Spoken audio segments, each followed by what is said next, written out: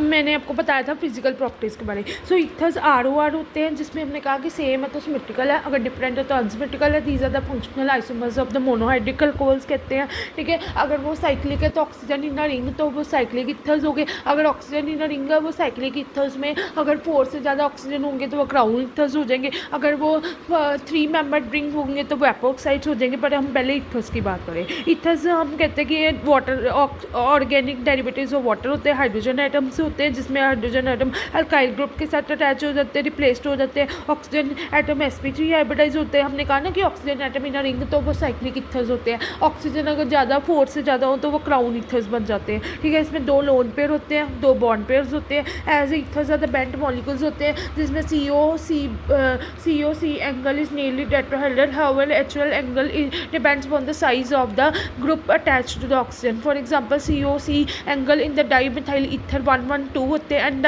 Diethyl ether 118 होते हैं।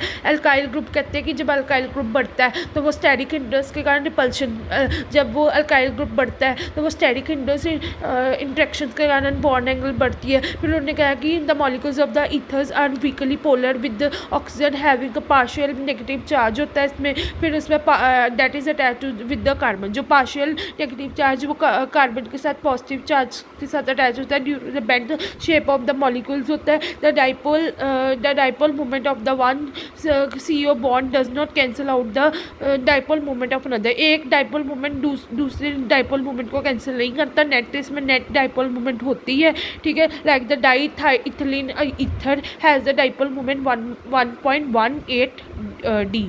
फिर उसके बाद फिजिकल स्टेट में कहा कि इन सबको मिथिलीन ईथर को मिथिलीन इथिलीन ईथर विच जो गैसेस होते हैं ऑर्डिनरी टेम्परेचर पे, बाकी सब इन सब को छोड़ के बाकी सारे कलरलेस होते हैं, वॉलेटाइल होते हैं एंड प्लेजेंट स्मेलिंग लिक्विड्स होते हैं, ठीक है। And they are highly inflammable होते हैं। बॉइलिंग पॉइंट्स कहते हैं कि बॉइलिंग पॉइंट इसमें कोई इफेक्ट नहीं रहता, मॉलिक्यूलर वेट बेसिस पे डिपेंड करते हैं। बॉइलिंग पॉइंट हमेशा मॉलिक्यूलर वेट पे डिपेंड करता है। इसमें हाइड्रोजन बॉन्डिंग की कोई ज़रूरत नहीं पड़ती, there is absence of hydrogen bonding. पर boiling and melting point increase करते हैं, मॉलिक्यूलर वेट और मॉलिक्यूलर मास पर डिपेंड करता है, जबकि बॉइलिंग पॉइंट हाइड्रोजन बॉन्डिंग पे नहीं डिपेंड करता, ये मॉलिक्यूलर वेट और मास पे डिपेंड करता है, ठीक है।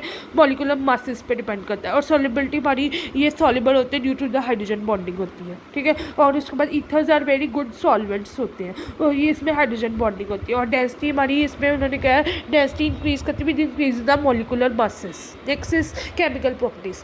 Ethers are relatively unreactive compounds होते हैं, they are stable towards active metals, ठीक है। एक्टिव मेटल्स की जगह रिएक्टिव होते हैं एल्कलीज और द ऑक्सीडाइजिंग एजेंट्स होते हैं, रिड्यूसिंग एजेंट होते हैं। However they do undergo the following reactions like the formation of oxium salts with the basic character. The ethers dissolve in the concentrated solutions of the strong methylene acids to form the oxium salts, ठीक है। Ethylene क्या करता है, dissolve करता है concentrated solution of the ethylene कह रही हूँ। ईथर्स जो होते हैं वो हमारे concentrated solution of the strong mineral acids में डिजोल्व करते हैं to form the oxonium salts. In these reactions the ether can behave as a Lewis base की तरह रिएक्ट करते हैं।